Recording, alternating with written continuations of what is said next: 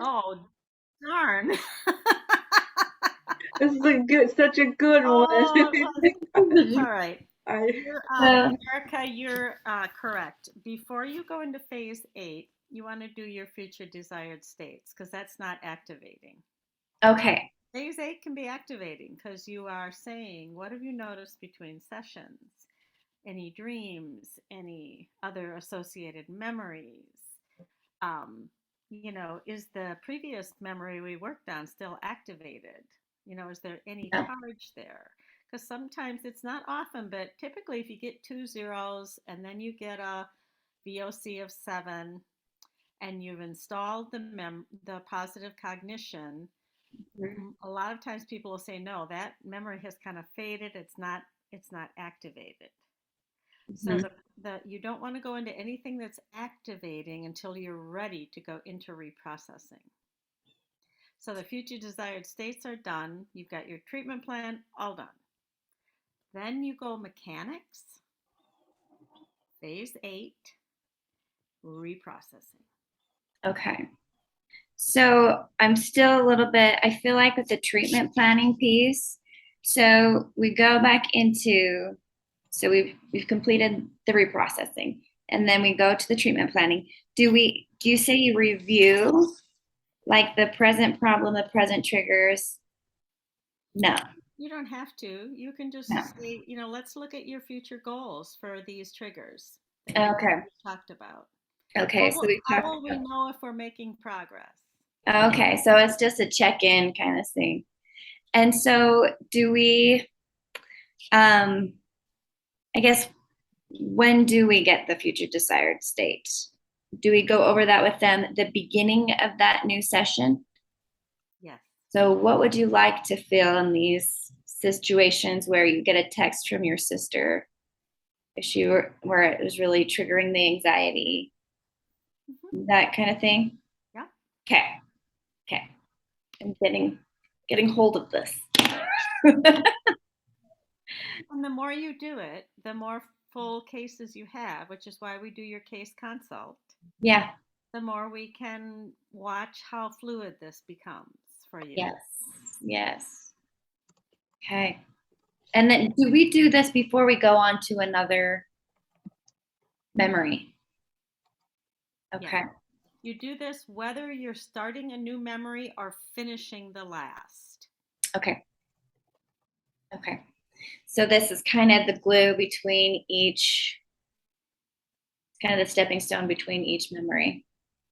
No, you only do this one time, the future desired states, Oh, because that's your treatment plan. Once your treatment plan is completed, you have your future desired desired state. states. Yeah. So it's just after your first reprocessing session. okay. I, like you said, Erica, you like visuals. I also like this. So I'm trying to type. It's not a great visual, but say you session 3, you used finding the roots, got the present 3 present triggers, got a negative belief, cognition, earlier memory list, touchstone. Then you go into reprocessing for touchstone. Hey, Liz, Hmm. I just added it in the chat. So you don't have to go through it. Okay. So here's something I put together. It's a little cheat sheet. Hopefully, it'll be helpful. Because this is so common with consultees, and this isn't by any chance, Liz could take this and perfect it, so I'm going to let her have at it. um, if you open this up, it will just show you some because this can be so confusing. I kind of went through and said, here's what you do. Here's what you do phase 1, phase 2, and then phase 3.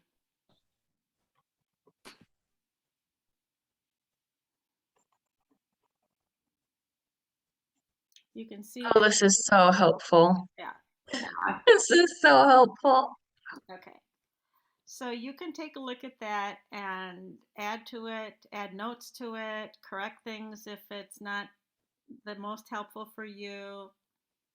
Um, But even with having this, I have given this to groups at the very beginning, and then nobody referred to it because they forget, because you get so much junk at the beginning of consultation, so much stuff.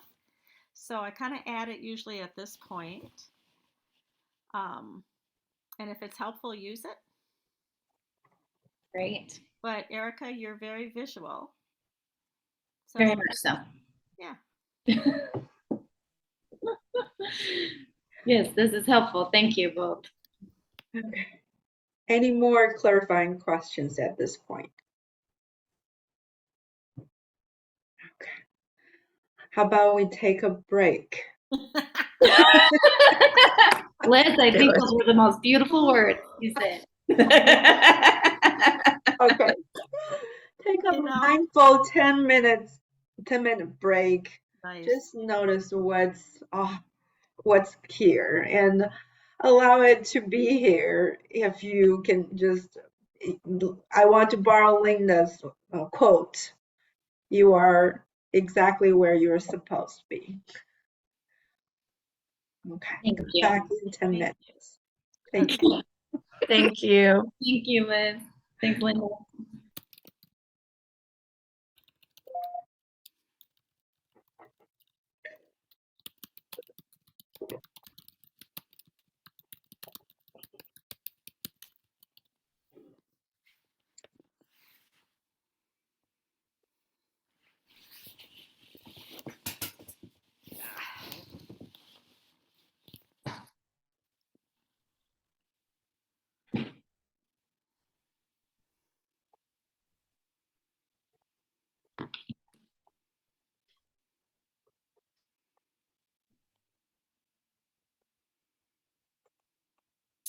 I just want to take a really nice, deep cleansing breath. Anybody with me? Okay, here we go.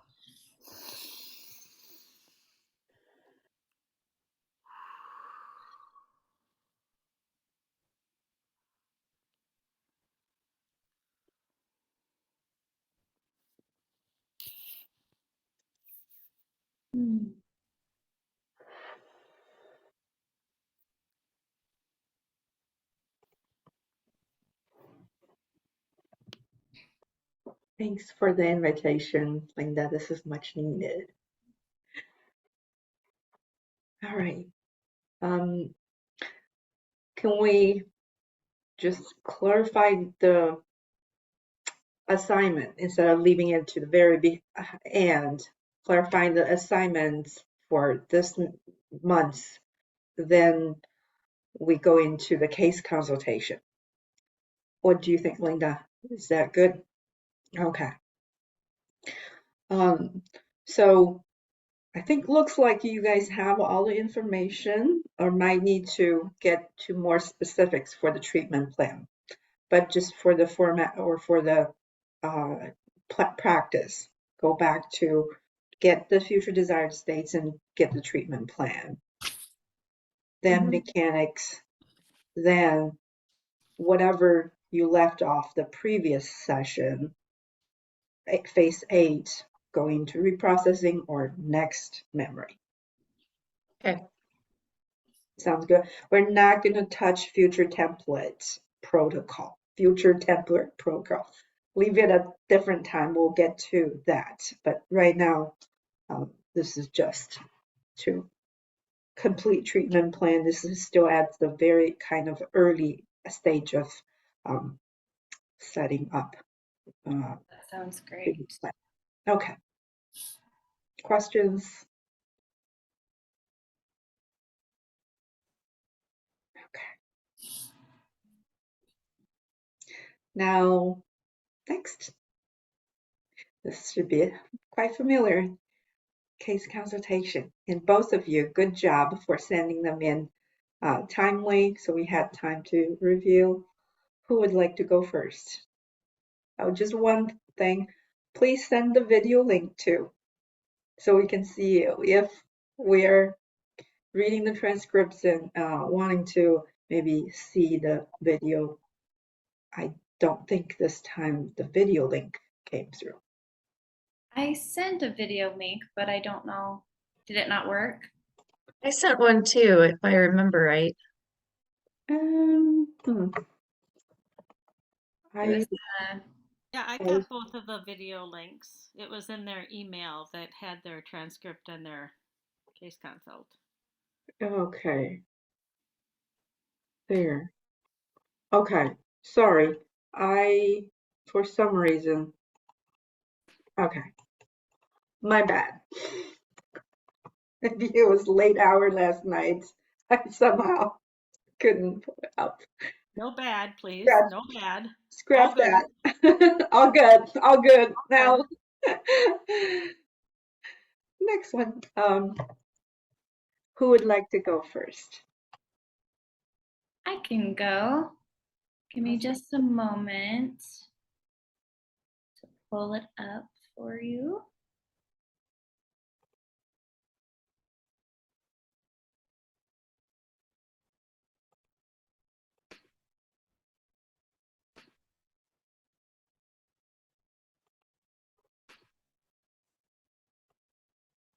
The share screen.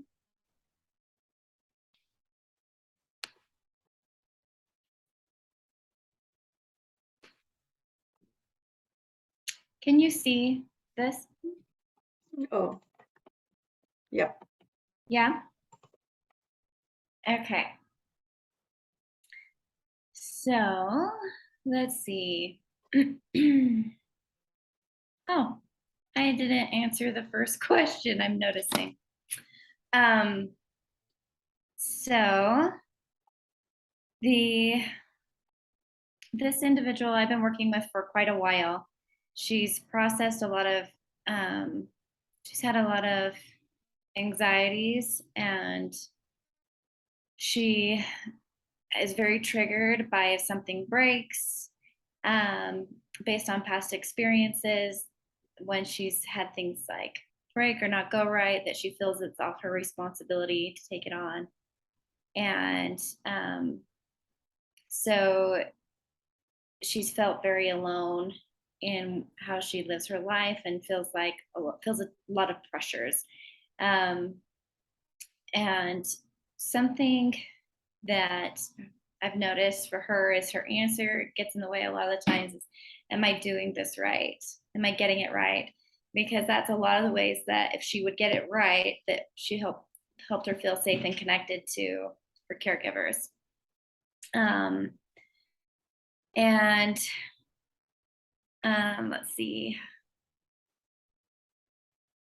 So some of the things that we've been hopeful for is seeing that she would be less reactive when something breaks or gets in an argument with her husband, or if she feels like she's not getting it right, that she can, or that she feels the pressure to have it on her, that she'll be less reactive to those things, and not take it so personal.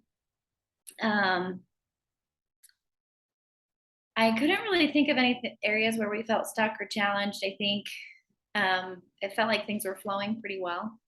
The last time we met, she was able to process. And I've really noticed and kept myself in check for wanting to get it right, or, being the helper or the doer, right, to get things done. I've been really trying to be mindful of that, and just to notice that, just to allow her to process it in the manner in which she needs to process it. And something that I noticed too is the answers that she would give me were more viscerally responses, where in the past I've worked with people that it's very more kind of a story, sharing things that they are thinking, thoughts or words. But for her, it's very okay, it doesn't feel as tense anymore, or things like that. And so part of me was wanting to dig. So what are you thinking? But I didn't. So I've been really working on just allowing her to just do it the way she needs to do it for her. And so I think that's something that I've been noticing as far as my answer goes, and with hers. And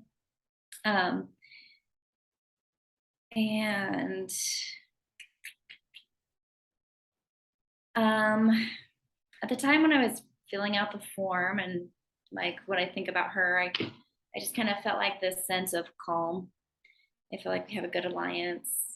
And I feel like the last time it was just this piece, like she's coming along well and she's gonna do well. And she has recognized, like one of the times she came back and was like, my husband made a comment to me that he's like, I can tell you're really trying to do better.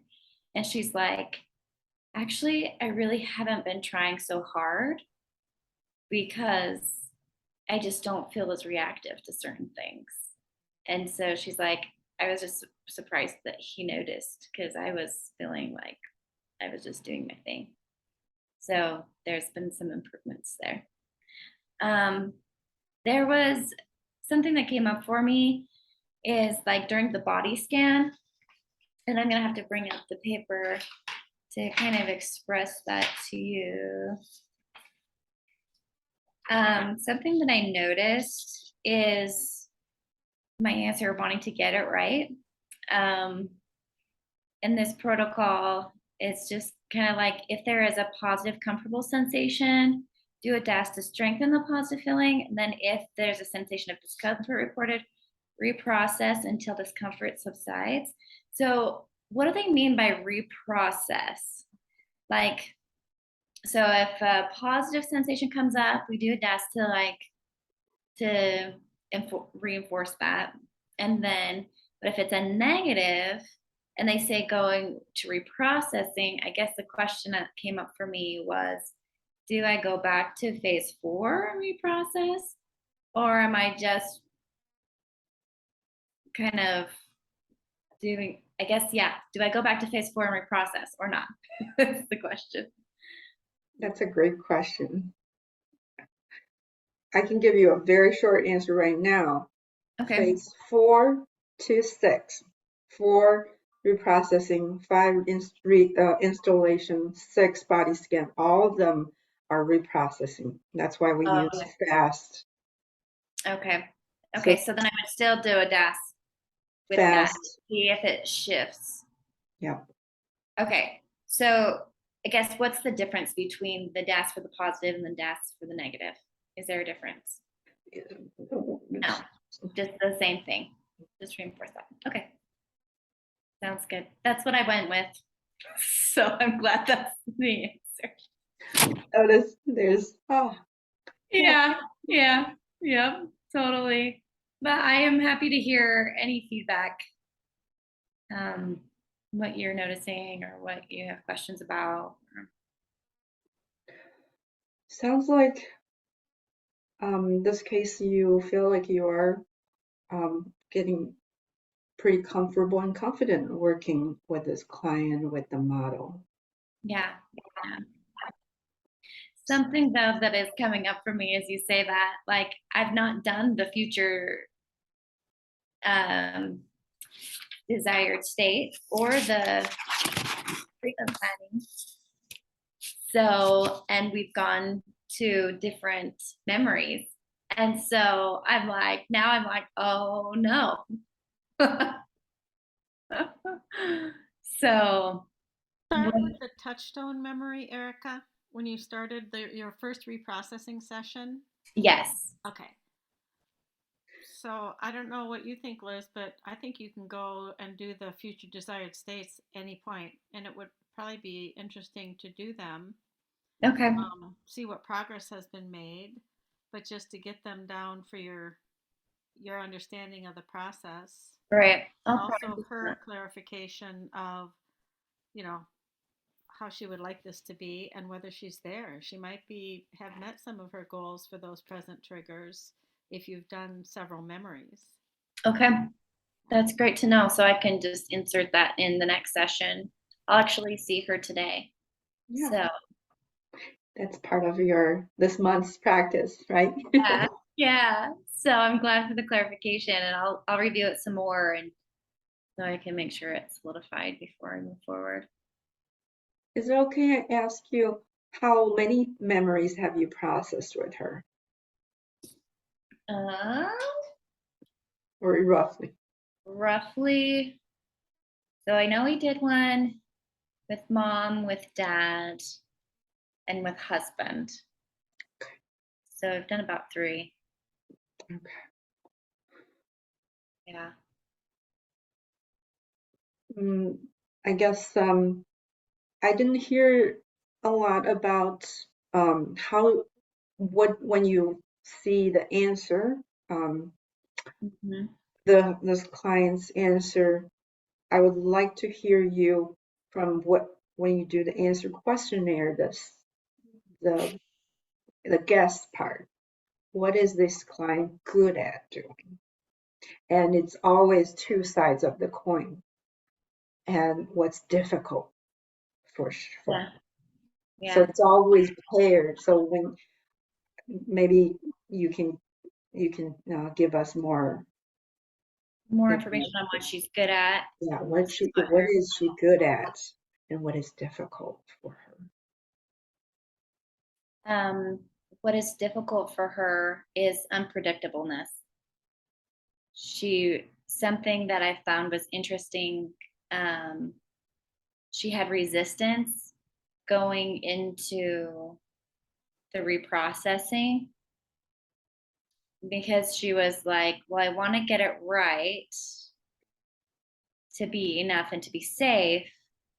And so I kind of want to know what's coming up next so that I can get it prepared to get it right.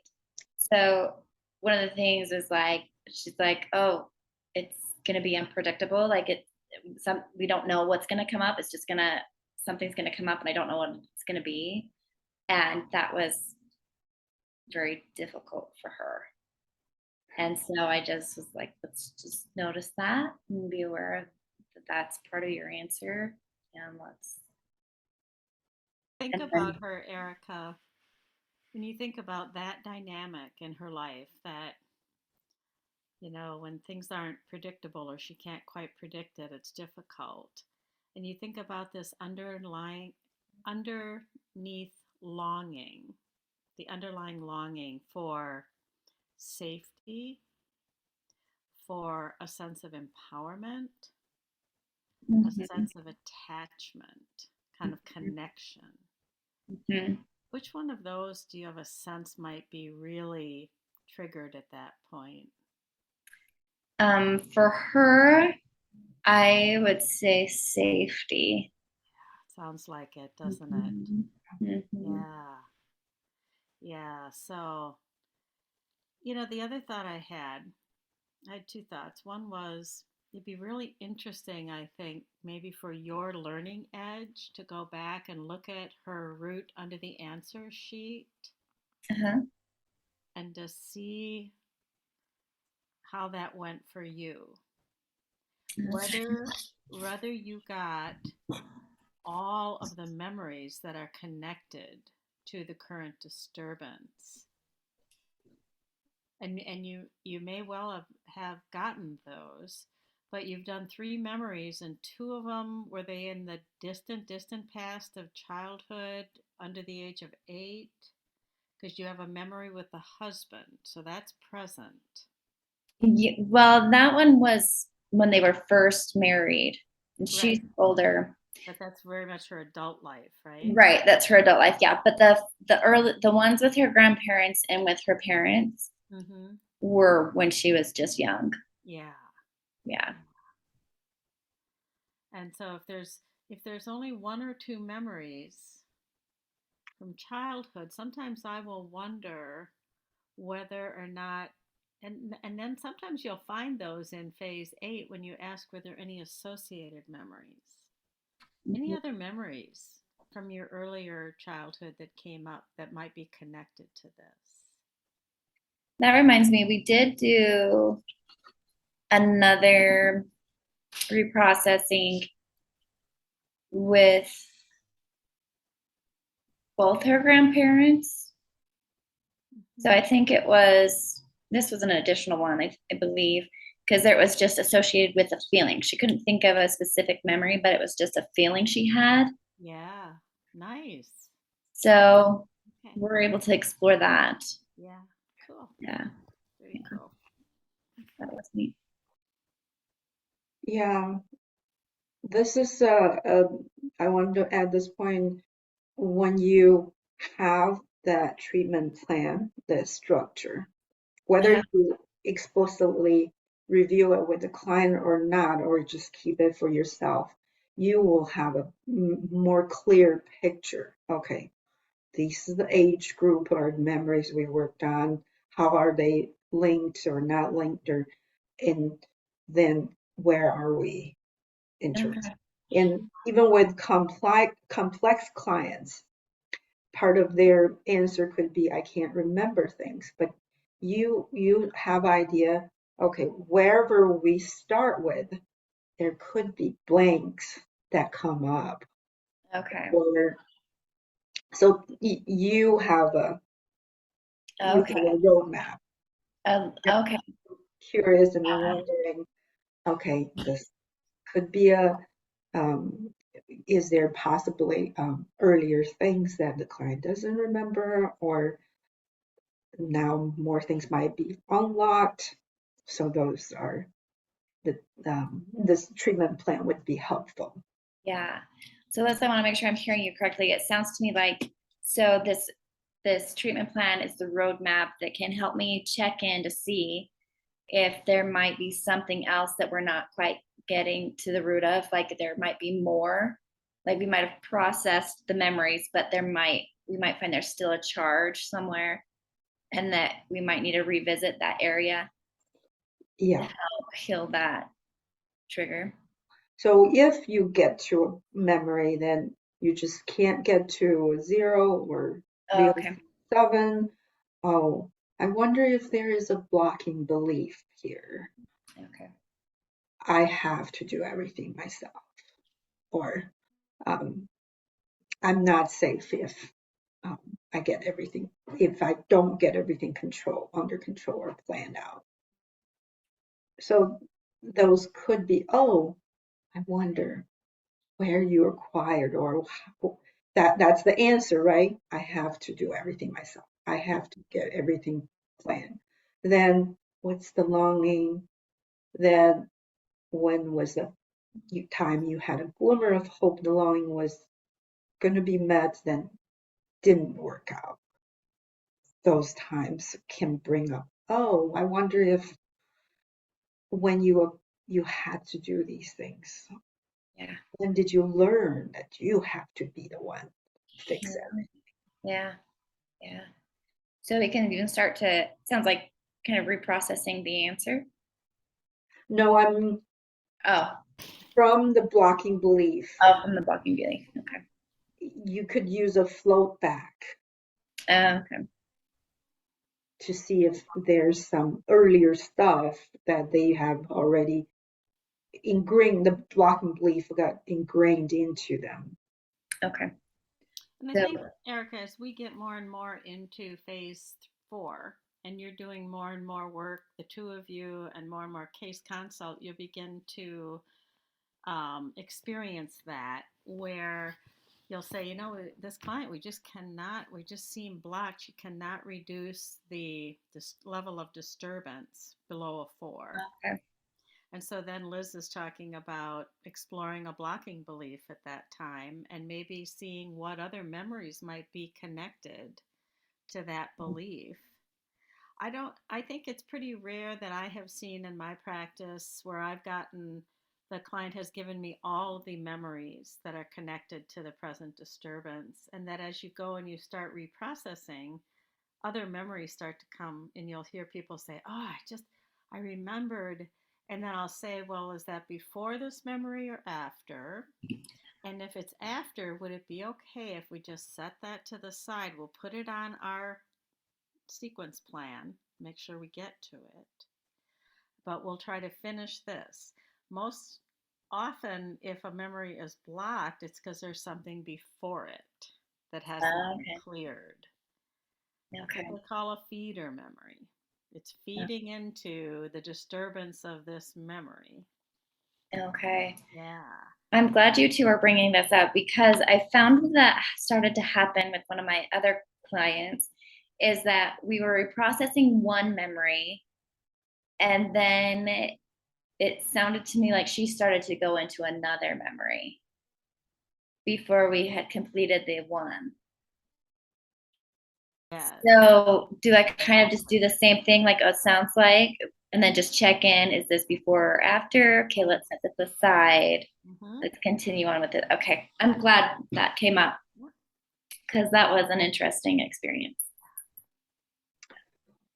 I will also say that sometimes with repeated trauma, chronic repeated trauma, I would just get a headline, and if it's, say, scolded by mom or something, it can be a separate occasion, but it's like that age group. So if it's a clinical judgment, do you feel like this can be grouped in this current memory and processed together? If it's all similar, different occasions, similar, and about the same age group, even though it's a distinct time, that can be okay. Yeah, it happened more than once, isn't it? Okay. So that could be processed together. But if it's clearly 2, 3 years ago, a different attachment figure or completely different occasion, yeah, it's okay. We write that down, add to our treatment plan. Okay, that's great. Yeah, I like that. Okay. Thank you. I was also wondering the AIP model. How do you, or what are your conceptualization of how, if you see this client as a kid, how did she become so good at what she is doing, and how has it become so difficult um, to let go of control or not to be completely prepared? Right. A lot of the experiences that she's expressed to me is that her caregivers sent her a message often that her feelings didn't, that she doesn't matter. So she had a birthday party. Her birthday was on voting day. So the parents would just go vote and she would be home, and she was a 5-year-old, and birthdays are a big deal. And that's like, you notice me, right? And she grew up with a large family. And so sure, there was a lot of competition for attention and not getting seen. And so then feeling like she has to do things on her own. So she was pretty young when she would like started babysitting, earning her own money, like had her own, and then getting a job, and then so she really felt like she had to do it on her own, to, you know, keep her place in the family, I guess, in a sense, to feel that safety, to feel noticed. And then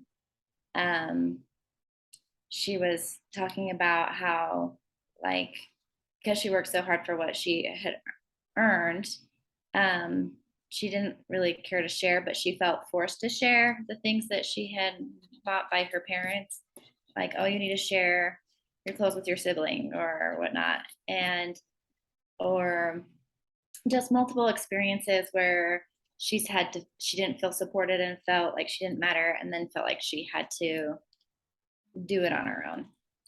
And so if something broke, she had an experience where one of her toys broke when she was younger. She took it to her parents and wanted her to fix it. And then the way they fixed it, it no longer worked. And so then she just felt like that if she were to, in order to get things right or to fix something, that she would have to do it on her own to take care of it. And like when she tried to get that from a caregiver, that it failed her. Yeah, yeah. So, The only way her needs can be met is if she did it herself. yeah. Good, good, good. That sounds like you have a good grasp of this case. Can we now shift to Clover? For sure. That's good. Time management. And that's Reminded.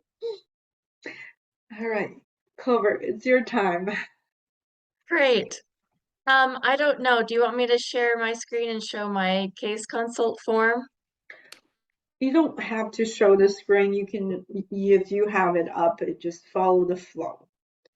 Okay. Um, I'm feeling really vulnerable because again, I want really badly to get things right. And I I don't know what to do with disassociation. And I feel like maybe I should know more about that. But when clients disassociate, I know that, we can do grounding techniques like the 5, 4, 3, 2, 1, or I know how to bring clients back and help them feel more grounded. But I don't know what to do in EMDR when it happens.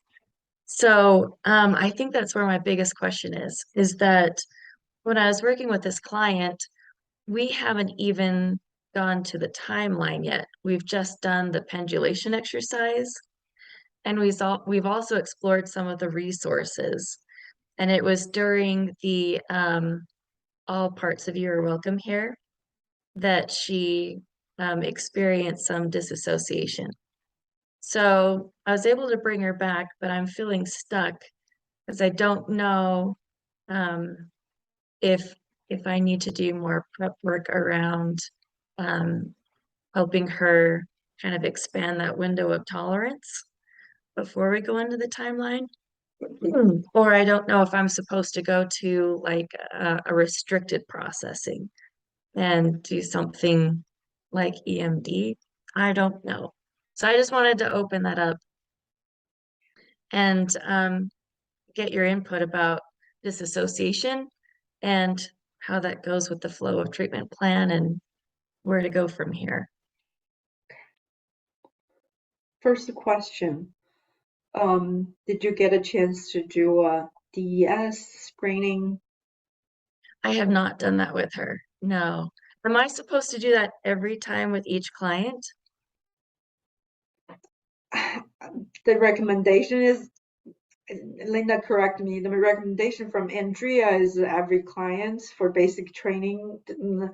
But I really think if you start resourcing and you would want to do every client you suspect has dissociation or some ability of being gone, some capacity.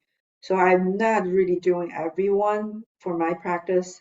Um, but if you feel there is a tendency to dissociate, definitely do with everyone and Okay. evaluate how severe on the spectrum they are. Okay. Okay. That's good to know because I didn't know if I was supposed to do everyone or not. I didn't suspect with her because we did the pendulation scale just fine. Mhm. But hopefully it's not too late and I'll just pick up from there next time I meet with her that we'll do the scale. When you work with your clients prior to doing EMDR, do you talk about the kind of this, just the phenomenon of dissociation and explore how it's helpful, explore how it gets in the way, um, work with them about gaining as much awareness as they can about when they dissociate, how they come back. I think that it's no different with EMDR therapy than it is in any other therapy, in that you want to prepare the client to have the skills that they will need to have to be able to tolerate reprocessing. And so I would use some of the same skills that you have, like you said, a grounding exercise, but also I tend to do a lot of collaboration with my clients. And if I notice that they're dissociating, then we will work together on learning as much as we can about how they do that and how it's been helpful and how it makes a lot of sense, but how that maybe the time that they needed to utilize this skill, it has is no longer in the present, and so it's getting in their way. Um, and so a lot of it is validating and collaborating.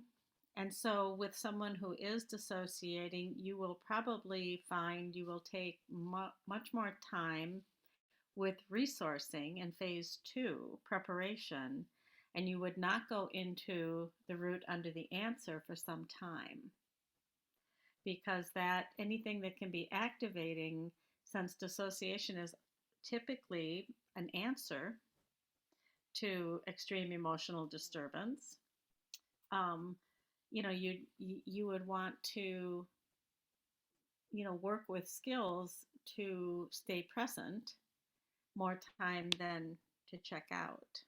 And then that makes phase four much easier. So when you notice somebody dissociating, you can check in with them. You've already collaborated on how you're going to do that. Oh, are you still with me? I noticed it just looked like, you went somewhere. And then, that you'll notice that if you've done your preparation, they'll come back much quicker. Oh, yeah, I did. Yep. Okay. Are you with me now? Okay. So when you go back to that original memory, what are you noticing now? That's a grounding technique, right? Yeah. I I like to maybe, I don't know if you, so normalize dissociation on some degree. Everyone, we compartmentalize. That's the what our brain can do, compartment and put it away, or then we are mentally filtering out certain things, right? Then the extreme, so it's a spectrum. And I like to get to know the client to kind of using the screening or just using our regular work. One misconception might be a resource has to be a pendulation or container or activity scarf or just talk, old-fashioned talk, but bringing the awareness and still a lot of curiosity and collaboration around the answers. And that's resourcing too. How is the answer showing up, or what are you noticing, these patterns? So that can be part of resourcing. Talking about this, so dissociation, how often does it happen? So if you get a sense where they are at on this spectrum, the most severe cases are on the severe side with dissociative identity disorder. So I do work with one client. They have to be really prepared before going into any reprocessing, because some of these identities or alters, they were created to hold very disturbing, overwhelming information. And there's a vested interest that this information is not being experienced by the self. If you prematurely goes into unlocks these time capsules disturbance, that alter could become like really activate. This is known, like tip the balance for that individual. Mhm. That's the most severe cases. Big warning. We don't want to get into any reprocessing prematurely if they are not fully aware how these alters interact and their relationship with each other. I would strongly recommend refer out or obtain consultation. Yet, for the most part, I think other clients with some level of dissociation and resourcing, talking about it, expanding their awareness and building resources, they can catch the early signs and reground, come back. And then you will get a sense, and the client can get a sense. Maybe we can start reprocessing a memory. And yeah, it happens. Once set in, they blank it out. And can we slow down a little bit? Can we shorter and they can stay with you. One client, okay, is it okay we just have a scarf between us? That was in person. if we are gone, I won't even say it out loud. You just tug it. Okay, okay, we can come back. A very gentle way of, okay, we are here, we're connected right here. So that can be a resource to strengthen the one foot in the present for them. You can I probably think love that. of more creative ways of strengthening the one foot in the present for them. I love that. No, that's really, really good. That's very, very helpful. Thank you. I feel like I have more direction, and it's helpful for me to hear that even talking it out can also be a resource. But we don't want to talk it out when they're active and we're reprocessing. We stick to the script. So it's good for me to learn the balance because I definitely love to be able to talk it out with my clients and figure out what's coming up for them and explore and expand. But it's hard for me when I'm in that reprocessing stage to just stick to the script and let them process and just, the way that their system needs to. So that was good for me. I also love the scarf idea of being able to keep one foot in the present and being able to have a plan with your client and collaborate that way of, if I tug, it means I'm not there and just being able to be on the same page and come back together. I love that. So thank you very much. My guess is, Clover, that from the work that you've done in the past, you you likely hold many resources that could be helpful for your clients. And I would encourage you to use your clinical judgment to pull those in. The ones in the manual are examples of the types of resourcing that may be helpful. Okay.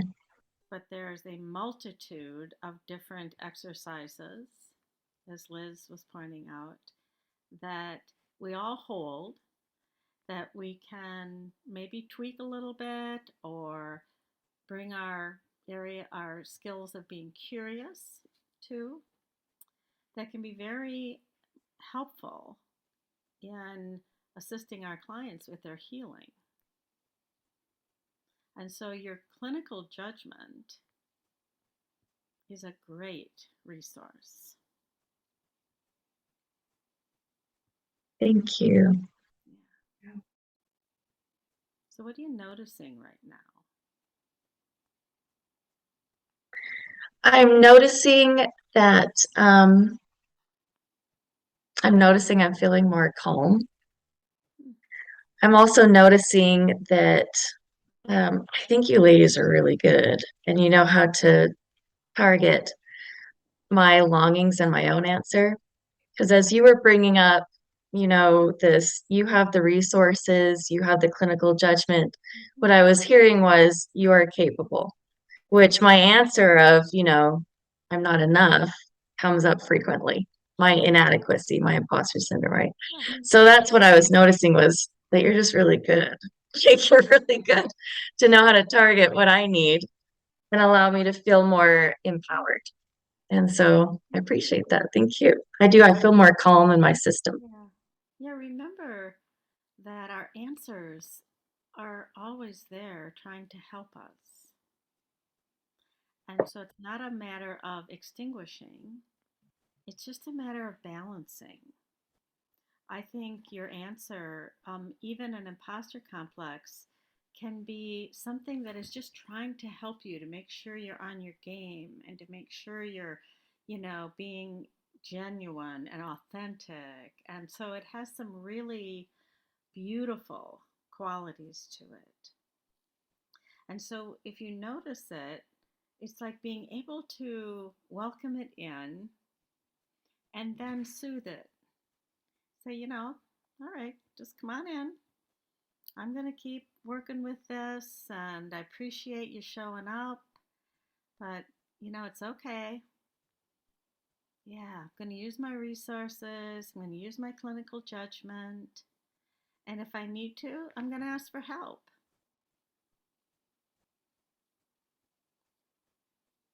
because our answers are going to show up. So it's not a matter of not getting them to show up. They just are going to show up. And can we just welcome them in and, balance things so that maybe they don't get in our way in a way that isn't helpful?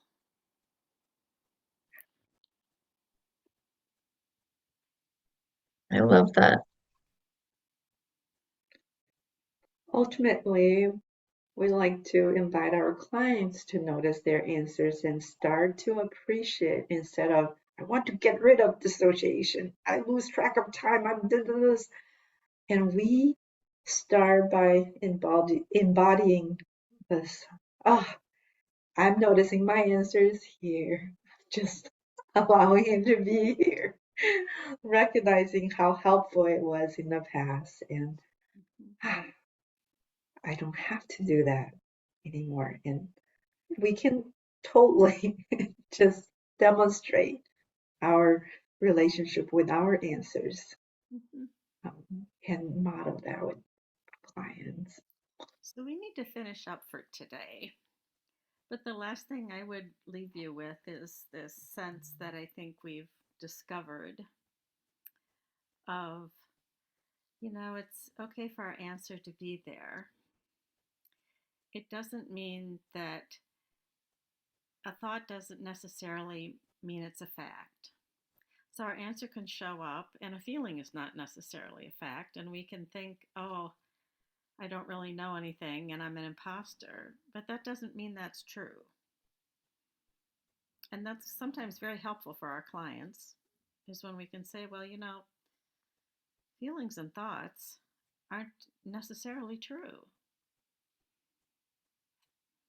And it's okay to check them out. And the same for us, is we can be sitting there feeling like we're completely lost and we're completely inadequate and we don't know anything, but it doesn't mean that's true. It just means that that's what we're experiencing at that moment. And I've said to clients before, I'm just completely lost. What are you experiencing? And they're like, well, yeah, I'm feeling really lost too. Okay, well, let's just slow this thing down and allow ourselves to just be here however we are. And let's bring maybe possibly some self-compassion to it. See what happens. I like that.